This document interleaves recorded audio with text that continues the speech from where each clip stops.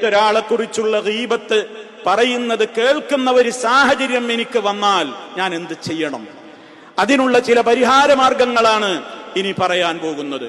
ഒന്നാമത്, അങ്ങനെ ഒരാള് മറ്റൊരാളെ കുറിച്ച് നമ്മോട് ദുഷിച്ചു പറയുമ്പോൾ പ്രാഥമികമായി നമ്മൾ ചെയ്യേണ്ടത്, ചെയ്യാൻ കഴിയുമെങ്കിൽ അതാണ് ആദ്യം ചെയ്യേണ്ടത്, എന്ത്? തുറന്നെതിർക്കണം. ആ വർത്താനം എന്നോട് പറയരുത്, ദയവായി നിങ്ങൾ എന്നോട് മറ്റുള്ളവരുടെ കുറ്റം പറയരുത്, അത് ഞാൻ ഇഷ്ടപ്പെടുന്നില്ല, വേറെ ആ രൂപത്തിൽ വല്ല സംസാരങ്ങളും ഉണ്ടെങ്കിൽ പറഞ്ഞോളൂ എന്ന് പറഞ്ഞ് ഒന്നുകിൽ അത് തന്റെ നാവ് കൊണ്ടതിനെ തുറന്ന് എതിർക്കുക.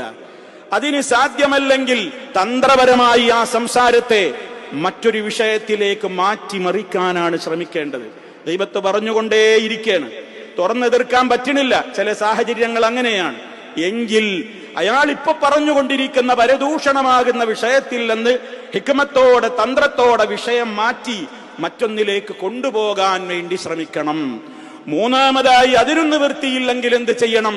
ഹൃദയം കൊണ്ട് ആ പ്രവൃത്തിയോട് വെറുപ്പ് കാണിച്ച് ആ സദസ്സിൽ നിന്ന് ഇറങ്ങിപ്പോകണം. അത് കേൾക്കാൻ ഇരുന്നു കൊടുക്കരുത്.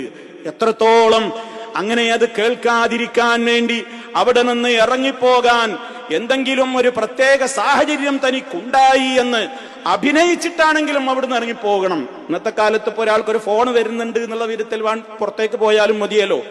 ഏതെങ്കിലും വിധത്തിൽ എനിക്കിപ്പോ അർജന്റ് ഒന്ന് പുറത്തു പോകാനുണ്ട് എന്ന് തോന്നിപ്പിക്കുന്ന നാട്യത്തിലൂടെ അഭിനയിച്ചുകൊണ്ടാണെങ്കിൽ പോലും ആ സദസ്സ് വിട്ട് നീ പോവുകയാണ് ചെയ്യേണ്ടത് എന്നാണ്.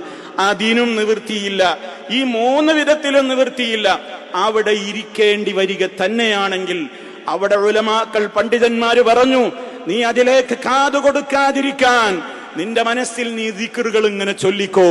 റഹ്മാനായ റബ്ബിനെ കുറിച്ച്, ഗീബത്തിനെ കുറിച്ച്, ഗീബത്ത് കേട്ടാലുള്ള ശിക്ഷയെ കുറിച്ചൊക്കെ നീ ഇങ്ങനെ ഗൗരവത്തോടെ നീ നിന്റെ മനസ്സിൽ അള്ളാഹുവിനെ കുറിച്ചുള്ള നല്ല സദ്വിചാരങ്ങൾ, റബ്ബിനെ കുറിച്ചുള്ള ചിന്തകൾ നിന്റെ മനസ്സിലേക്ക് കൊണ്ടുവന്നുകൊണ്ട് അയാള് പറയുന്ന ആ കാര്യത്തിലേക്ക് നീ ശ്രദ്ധിക്കാത്ത വിധത്തിൽ നിന്റെ മനസ്സിനെ നീ രക്ഷപ്പെടുത്തണം. ഈ 4 മാർഗങ്ങളാ അതിന് പണ്ഡിതന്മാര് കൃത്യമായി രേഖപ്പെടുത്തിയത്.